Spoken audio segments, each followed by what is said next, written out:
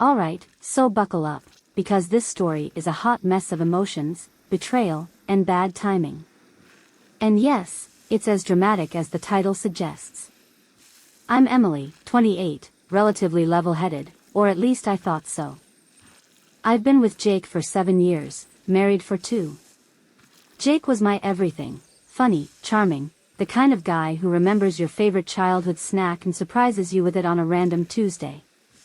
Classic golden retriever energy, you know? A few months ago, my best friend Haley announced her engagement and asked me to be her maid of honor. Of course, I said yes. Haley and I have been inseparable since kindergarten, so this was an easy, hell yes. Fast forward to 2 weeks before the wedding, and we're gearing up for her bachelorette party in Vegas.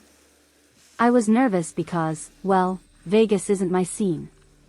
But Haley was hyped, and I wasn't going to ruin her moment. The night started innocently enough: dinner, a few drinks, lots of laughter. Then Haley, the bride-to-be, got this wild idea to hit one of those male review shows. You know, Magic Mike style. I wasn't thrilled, but hey, I'm a team player. The show was fine. A little over the top, but whatever. It wasn't until we left the venue that things took a turn. We were all pretty tipsy, and one of Haley's more reckless friends suggested a private after-party at one of the dancers' suites. I hesitated. My gut told me to just call it a night, but the peer pressure was intense, and I didn't want to be the buzzkill. Inside the suite, things escalated quickly. Drinks were flowing, the music was loud, and the energy was chaotic. One of the dancers, a guy named Derek, started talking to me. At first, it was harmless, just small talk about life and work. But then he leaned in closer, complimenting me in ways that felt dangerous. I should have walked away. Instead, I froze. What happened next is a blur. I didn't cheat, I want to make that clear, but there was a moment where the line blurred too close for comfort. A hand on my waist. A whispered comment in my ear. The kind of thing that, if Jake had been there, I would have shut down immediately. I left the room shortly after, my heart pounding, feeling sick to my stomach. For weeks, I convinced myself it was nothing. Technically, nothing happened, right? But the guilt ate at me. Every time Jake hugged me or laughed at one of my stupid jokes, I felt like a fraud. I couldn't look him in the eye without hearing Derek's voice in my head. Now, fast forward to our 2-year anniversary. Jake decided to renew our vows. It was a surprise gesture, meant to be sweet and romantic. And it was, until it wasn't. We stood at the altar, in front of our family and friends, and Jake was mid-vow when it hit me. I couldn't do it. I couldn't stand there and promise him honesty and devotion while carrying this stupid, awful secret. I don't know what possessed me, but I interrupted him. "Jake, stop," I said, my voice shaking. Everyone froze. The officiant looked confused, the guests murmured, and Jake just stared at me, wide-eyed. I took a deep breath, my chest tight, and said the words that had been clawing at my throat for months. "I have to tell you something." The silence was deafening. I spilled everything. The Vegas trip, the after-party, Derek's comments, and how I didn't stop it soon enough. I told him how guilty I'd felt, how it had been eating me alive. Tears were streaming down my face, and Jake just stood there. For what felt like an eternity, he didn't say a word. Then he turned to the guests and said, "Excuse us." We walked to a side room, away from everyone. My heart was pounding, and I braced myself for him to scream or cry or tell me it was over. Instead, he sat down, rubbed his hands over his face, and said, "Why didn't you tell me sooner?" I sobbed, telling him I was scared of losing him, scared of ruining what we had. He didn't yell. He didn't leave. He just said he needed time to process everything. We went back to the guests, and Jake, being Jake, played it off like nothing had happened. But things weren't the same. The wedding reception was subdued, and I could tell he was wrestling with everything I'd dumped on him. It's been a few months since that day. We're in therapy now, trying to rebuild the trust one broke. Jake says he forgives me, but I know it'll take time for him to fully believe in us again. Do I regret telling him? Honestly, no. The guilt was destroying me, and he deserved to know the truth. But damn, I wish I'd handled it better. So yeah, Tofu, big time. TLDR, kept a stupid secret about a Vegas bachelorette party that haunted me for months, spilled everything to my husband at the altar during our vow renewal, and now we're in therapy trying to pick up the pieces. What do you think? Did I screw up beyond repair? Anyone else been through something like this? The days after the vow renewal were surreal. Jake was quiet but polite, like the version of him that would greet a stranger on the street, not the guy who used to belt out 90s love ballads in the kitchen while making pancakes.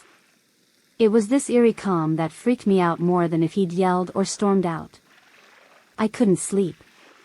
Every time I closed my eyes, I saw his face at the altar, the way his expression shifted from love to confusion to hurt.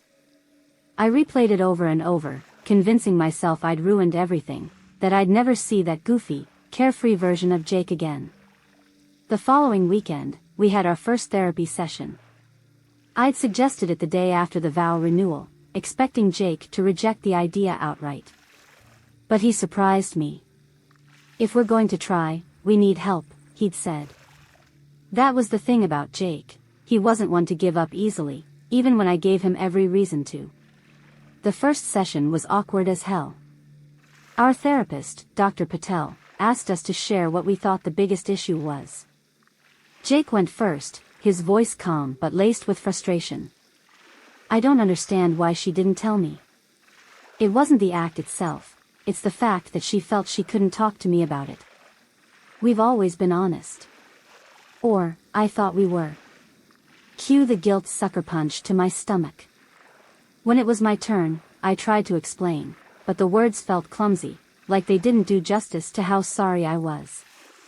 I was scared. Not just of losing you, but of seeing the way you'd look at me if you knew. And I guess, I didn't want to admit to myself that I'd messed up.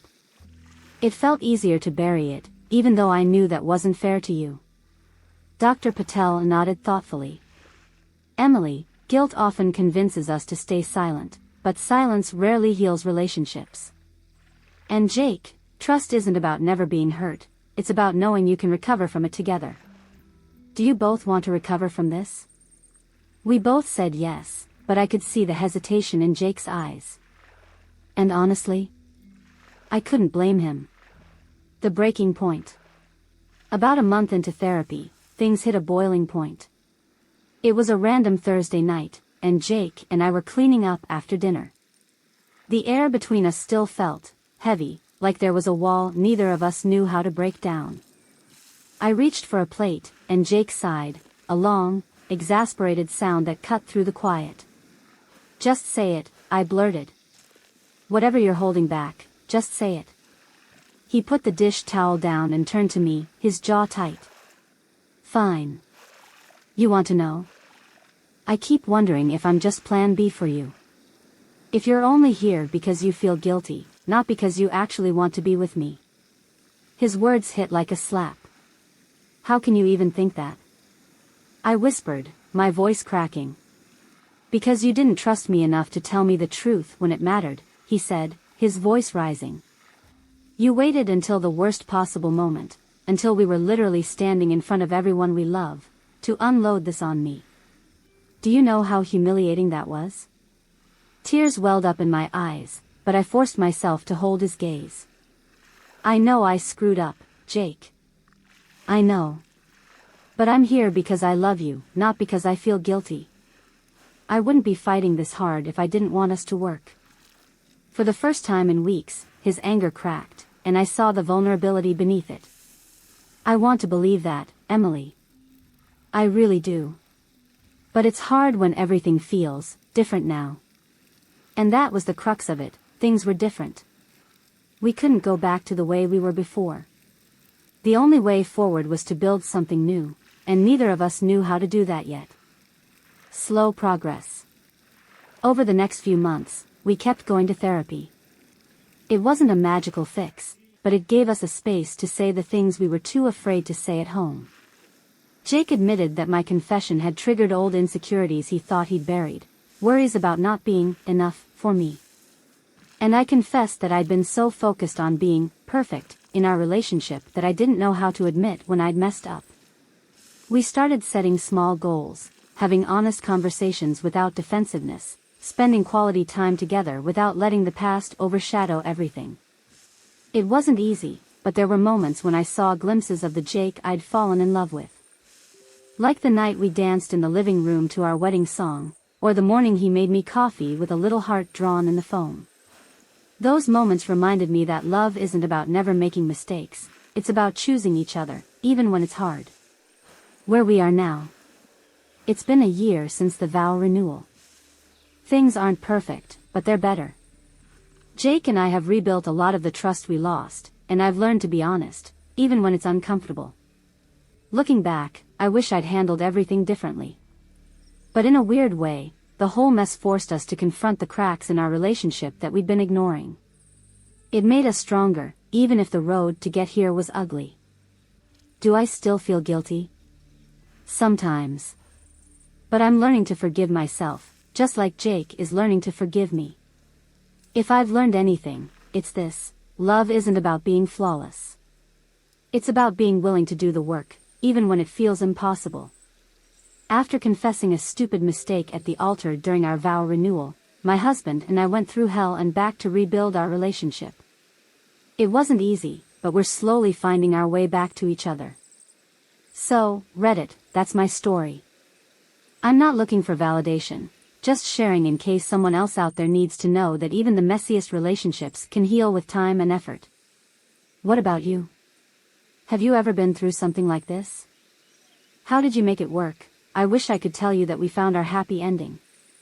That the therapy worked, that the cracks smoothed over, and that Jake and I fell in love all over again. But the truth? It didn't turn out that way. In the months after the vow renewal, we tried.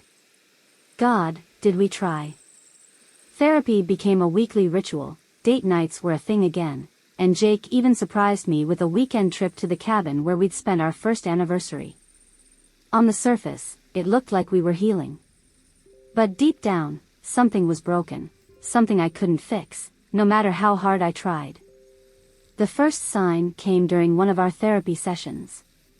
Dr. Patel asked Jake what he wanted most moving forward. To trust her again, he said. His voice was steady, but his hands were clenched in his lap. But I don't know if I can. It was like a punch to the gut, even though I knew it was true.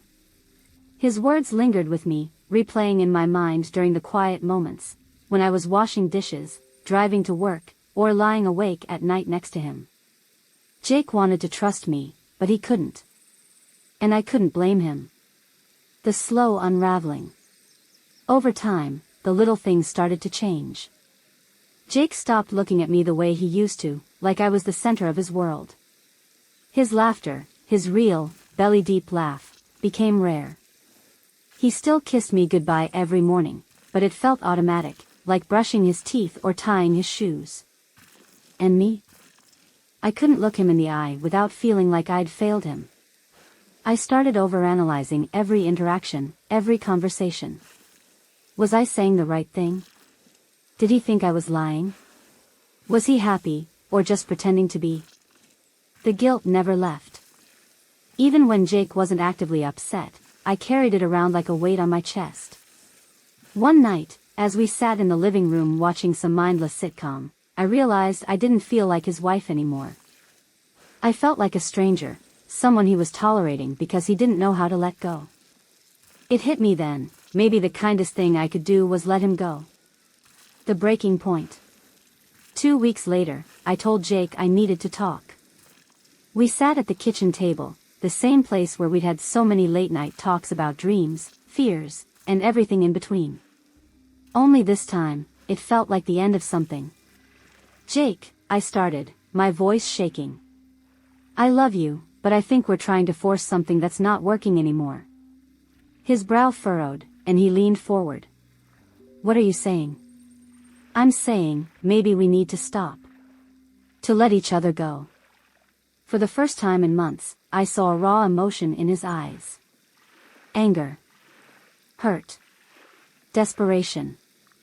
No, he said firmly. I'm not giving up on us, Emily. I don't care how hard it is, we can get through this. I don't think we can, I whispered, tears streaming down my face. I don't think we're happy anymore. And I can't keep dragging you through this, Jake. You deserve someone who doesn't make you feel like this. Don't you dare decide what I deserve, he shot back, his voice breaking.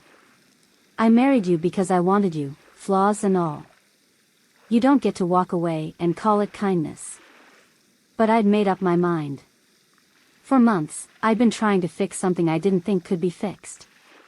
I loved Jake, but I couldn't shake the feeling that we'd lost the version of us that worked. After the split, leaving Jake was the hardest thing I've ever done. I moved out of our apartment and into a small one-bedroom across town. It felt strange, being on my own after so many years together. Jake tried to reach out, texts, calls, even showing up at my door once. Each time, I told him the same thing, I need space. But Jake didn't give up easily. He started sending flowers to my office, showing up at places he knew I'd be, and leaving long, heartfelt voicemails. I don't care how broken we feel, one message said. I love you, Emily. I'll do whatever it takes to make this work. Hearing those words made my heart ache, but I stayed firm. I didn't think getting back together would solve anything. The day everything changed. One day, about 6 months after the split, Jake showed up at my apartment unannounced. I almost didn't answer the door, but something in me couldn't ignore the knock. He looked different. Tired. Worn out. But his eyes were full of determination. Emily, he said, his voice steady but soft. I'm not here to beg. I just need to say my piece. I nodded, letting him in. I've been thinking a lot about what went wrong, he began, sitting on the edge of my couch. And I realized something. I wasn't just angry at you for what happened in Vegas, I was angry at myself for not seeing how much pressure you were under to be perfect all the time. I put you on a pedestal, and when you fell, I didn't know how to handle it. His words hit me like a freight train. I don't know if we can fix us, he continued, but I do know that I don't want to spend the rest of my life wondering what could have been. I sat there, stunned, tears brimming in my eyes. For the first time in a long time, I felt a spark of hope. Where we are now. It's been a year since Jake showed up at my door. We didn't jump back into our relationship right away. We took things slow, coffee dates, long walks, and late-night talks. We're not the same people we were before, and maybe that's a good thing. We're learning to love each other as we are now, flaws and all. Some days are hard, and I still wonder if we'll make it. But for now, we're choosing each other, one day at a time. TLDR, my husband and I couldn't recover after a betrayal and ended up splitting. But after months of space, he came back, and we're slowly trying to rebuild something new. It's messy, but it's real. So, Reddit, what do you think? Have any of you ever found your way back to someone you thought you'd lost, if only life wrapped itself up neatly, like the movies where love conquers all and the credits roll over a happy ending? But that's not what happened for me and Jake. After he showed up at my apartment, I thought maybe, just maybe, we could find our way back. That tiny ember of hope flickered for a while. We went on dates, talked late into the night, and shared moments that felt like the beginnings of something new. But here's the thing about love, sometimes, no matter how much you want it to work, the damage runs too deep. The final goodbye. One night, about 3 months after we started reconnecting, Jake invited me over for dinner. It was simple, pasta, wine, the kind of low-key night we used to love. Halfway through the meal, I realized something was off. Jake was quiet, distracted, his eyes distant even as he smiled at my jokes. After dinner, we sat on the couch, and he finally spoke. Emily, he said, his voice heavy with emotion. "I've been doing a lot of thinking. About us. About everything." My stomach dropped. "And?" I whispered. "I love you," he said, his eyes locking with mine. "I probably always will. But I think we've been trying to force something that's not meant to be anymore." His words hit like a tidal wave, crashing over me with a mix of sadness and understanding. "I've been feeling it too," I admitted, my voice barely audible. "We've been holding on because we don't want to let go. But maybe letting go is the only way to really move forward."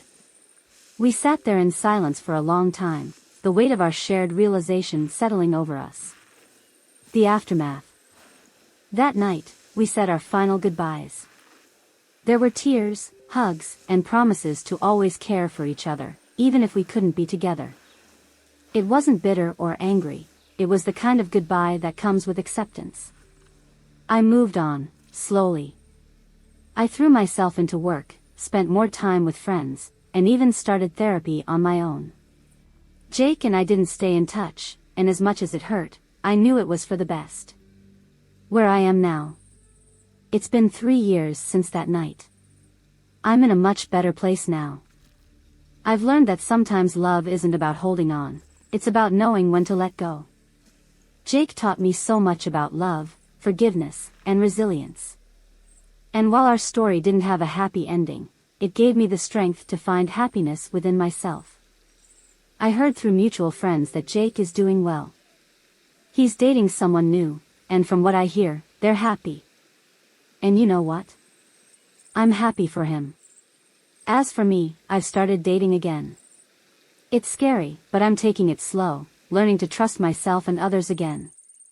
So, Reddit, that's the end of my story. It's not the fairy tale I hoped for, but it's real. And sometimes, real is enough. After trying to rebuild our relationship, my husband and I realized that some things just can't be fixed. We parted ways with love and respect, and now we're both finding happiness on our own. What about you? Have you ever had to let go of someone you loved? How did you move forward?